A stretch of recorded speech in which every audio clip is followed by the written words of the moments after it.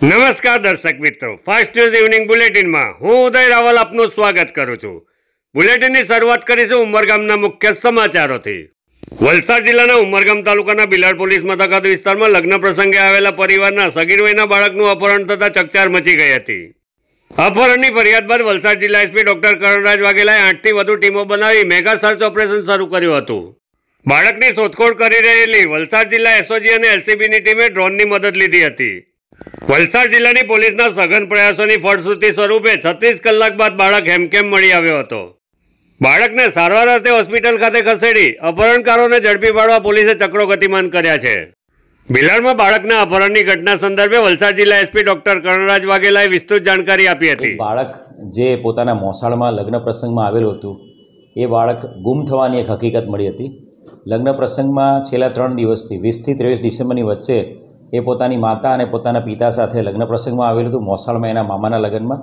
અને ત્યાં જે જમણવારનો જે પ્રસંગ હતો એમાં 9:30ની આસપાસ 23મી ડિસેમ્બરે એ બાળક ઘરવાળાઓને મળી આવેલ નહીં, જે બાબતે તાત્કાલિક બિલાડ પોલીસ સ્ટેશન સામેની સાઈડ જ છે, ત્યાં 11:30 વાગ્યાની આસપાસ એ લોકો પહોંચ્યા હતા।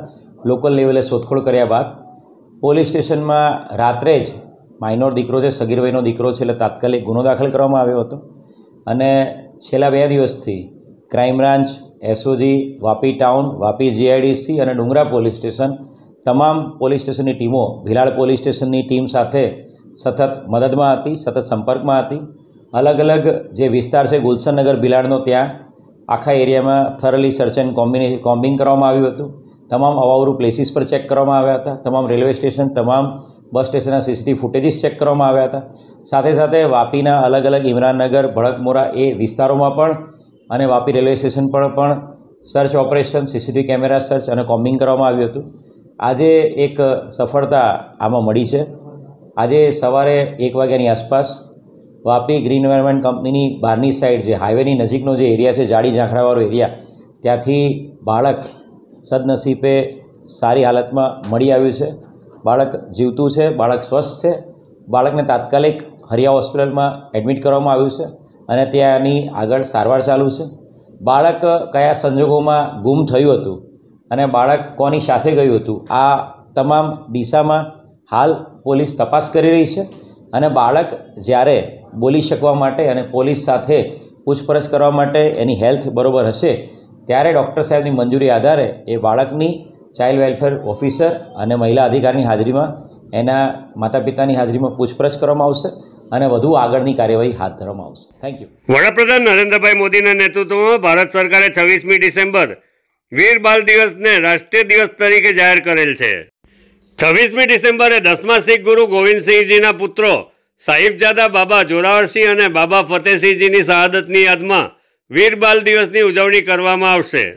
ભારત સરકારની જાહેરાત બાદ આજે વલસાડ જિલ્લાના ગુરુદ્વારામાં વલસાડ જિલ્લા ભાજપ પ્રમુખ હેમંતભાઈ કંસારા તથા હોદ્દેદારોએ સામૂહિક રીતે ઉપસ્થિત રહી ગુરુદ્વારાના જ્ઞાનીજી રામસિંહજી અને વિરેન્દ્રસિંહ સાથે દર્શન કરી શબ્દ કીર્તન સાંભળ્યા હતા। ઉમરગામ તાલુકા ભાજપના નવનિયુક્ત પ્રમુખ નીરવ શાહ તથા કાર્યકર્તાઓએ સરીગામ ખાતે બાલ દિવસની ઉજવણી કરી હતી। મુખ્યમંત્રી ભૂપેન્દ્રભાઈ પટેલે બુધવારે ગુજરાતમાં 34 જેટલી નગરપાલિકાઓમાં નવા સિટી સિવિક સેન્ટરોનું લોકાર્પણ કર્યું હતું। વાપી ખાતે ચલામાં નગરપાલિકાની કચેરી પર યોજાયેલા જાહેર કાર્યક્રમમાં રાજ્યના નાણામંત્રી કનુભાઈ દેસાઈ ઉપસ્થિત રહ્યા હતા। પૂર્વ વડાપ્રધાન અટલ બિહારી વાજપેયીના જન્મદિવસને સુશાસન દિવસ તરીકે ઉજવવામાં આવે છે, જેના ભાગરૂપે વાપીમાં નાણામંત્રી કનુભાઈ દેસાઈની હાજરીમાં સુશાસન દિવસની ઉજવણી કરવામાં આવી હતી। મુખ્યમંત્રી ભૂપેન્દ્રભાઈ પટેલના હસ્તે સિટી સિવિક સેન્ટરના લોકાર્પણ બાદ નાણામંત્રી કનુભાઈ દેસાઈએ સિટી સિવિક સેન્ટરની મુલાકાત લીધી હતી।